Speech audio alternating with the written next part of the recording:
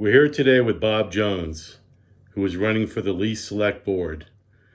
The election is May 17th. Please come out and vote. Hey Bob, what made you decide to run for the Lee Select Board? Well, if you had asked me a year ago or 16 months ago if I was ever going to run for the Lee Select Board, I would have said absolutely not. I never would have dreamt of it.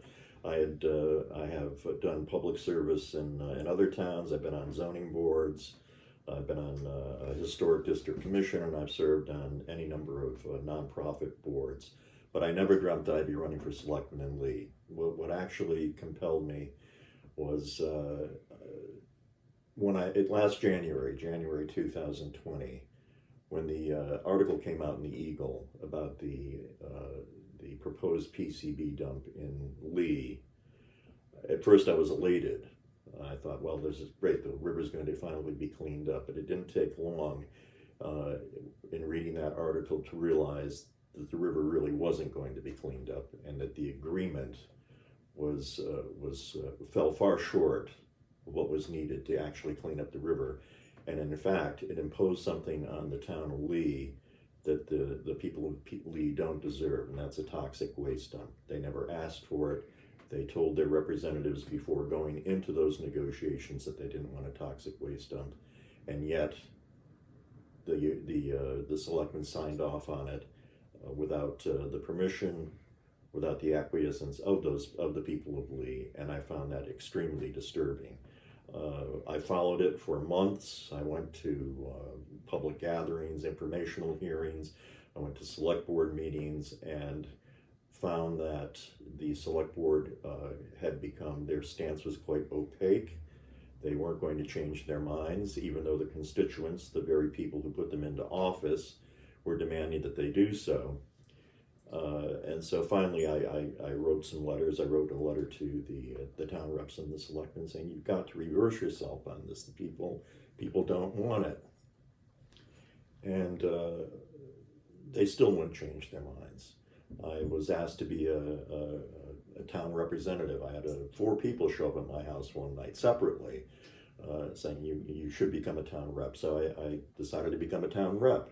And I went to my first meeting as a town rep in October of last year.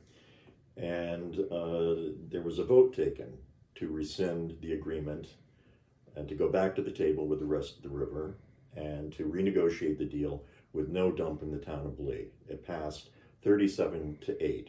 There was the reps and the selectmen voting, 37-8. And there was also another article that involved $50,000 in legal fees that originally it was supposed to support the rest of the river agreement. That was amended to use that $50,000 to rescind that agreement. And when we didn't hear anything for several months, we were wondering what's going on. Has it ever been discussed? We went to a selectmen's meeting to find out they had done absolutely nothing to rescind the agreement. They'd been sitting on their hands for months. The $50,000 sat in an account untouched and nothing was being done. It was at that point that I realized that this was not representative government. The people of Lee were being ruled, not represented, and I felt it necessary to take the step to run. I had a number of people, family and friends, ask me to do it. And I just said a little while ago, I'm a reluctant candidate. I didn't want to sign up for this, but now I feel it has to be done. I feel I can do the job, and I will do everything I can to support my friends and my family, my neighbors, to see that this thing is reversed. It's an inadequate agreement. It's not going to clean up the river, but it will bring the toxins from 5 towns and the city of Pittsfield to the town of Lee, and that can't be. You know, one of the most remarkable components of this whole process for me is I've never understood how 3 members of the select board could sign off on an agreement to bring a toxic waste dump into a neighborhood into a town, into an ecologically sensitive site, and do it on their own, to do it arbitrarily, unilaterally. They never came back to the reps, which they promised that they would do. We have all of this on film. They promised time and again that they would. We had one select person apologizing that they didn't do it, but hey, we did it and that's the way it's going to be. So it's remarkable. How can three people in the United States of America, in the state of Massachusetts, in the county of Berkshire, in the town of Lee, how can three people bring a toxic waste dump into a town without permission of the citizenry? It remains a mystery. It's never been explained. There's never been a comprehensive reason given. And we simply get platitudes. Well, if I had to do it again, I do it the same thing. Or we don't have to like it, but we have to live with it. And none of that is adequate. None of that is sufficient to explain what happened. Nobody's explained why it happened. And at this point, it doesn't matter to me personally. I just know that the people of Lee don't want it. And I believe it can be stopped. But it's going to require all of us.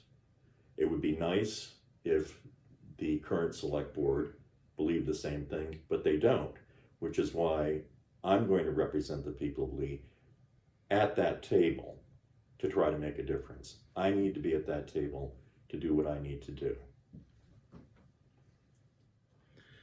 Hey, Bob, tell us a little bit about yourself. Well, I've always been a Berkshire boy. I was born in Great Barrington. I was born at Fairview Hospital. I attended the local schools. I graduated from Monument Mountain High School. I grew up in Great Barrington.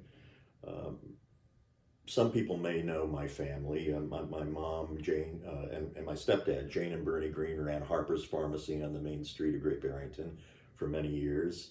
My family, probably more people, the older folks will know this, ran Jones's Antiques down on South Main Street in Great Barrington. I bet there are probably all kinds of homes in Lee that have Jonesy's furniture or pieces they bought there over the years. But it was my grandfather Earl and my grandmother Moxie who ran that. I worked there when I was a kid. But as I say, I grew up in Great Barrington and eventually became involved in town politics. I became the president of the Great Barrington Historical Society for many years, and I was part of the effort to recognize W.E.B. Du Bois. We put up bronze markers for him. I was president of the Historical Society for more years than I can remember. But when I finally decided to get on the zoning board, I was asked by the Republican Party to run for zoning board because they didn't have a candidate. So I ran, and I won. I was appointed to the Historic District Commission. Great Barrington has historical districts, and so we had to deal with all matters regarding those districts. And I always had I always liked the spirit of volunteerism. I mean, I think it's important that we all contribute in any way that we can, but I've always wanted to be involved in that way. When I moved to Stockbridge, I was involved, very much involved in town government, at least to the point of attending meetings and speaking out. But when I was finally asked to serve on the zoning board there, I did quite willingly, and I did have a background in zoning. I worked for 18 years for Osso Tavidian, and some people may know that property. It's up on Prospect Hill Road, just to the north of Naumkeag. And eventually he bought what was then the Fitzpatrick's house and housed his nonprofit foundation there. But I was involved in running staff and contractors. I was responsible for processing all of his antiques and artwork purchases and hanging the artwork, and so that was really a challenge. I also had to be the go-between, the ambassador to the town for everything that he wanted to do. And so I've got a background in managing people and managing projects. I was self-employed for many years. I'm a carpenter by trade, but I was self-employed and worked on the restoration of old houses. And also I was in the antiques business, in the Mullen Jones antiques, and we imported antiques from France. I did that for about 11 years. I would go to France and buy and bring it back here.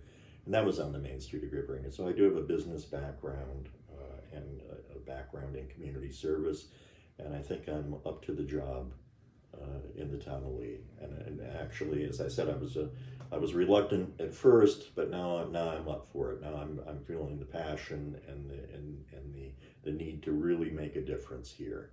And that's largely driven by the fact that so many people care about this so much, and that what has happened thus far is so wrong. It has to be righted, and I'm glad to be at the front, on the front line of that battle. So I actually lived in Lee from 1998 through 2001.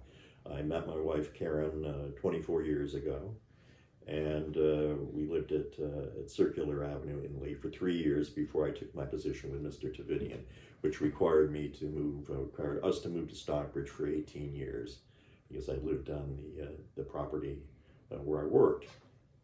When I was going to retire in 2019, the age of 66, we had looked for 2 years for a house, and we just couldn't find anything.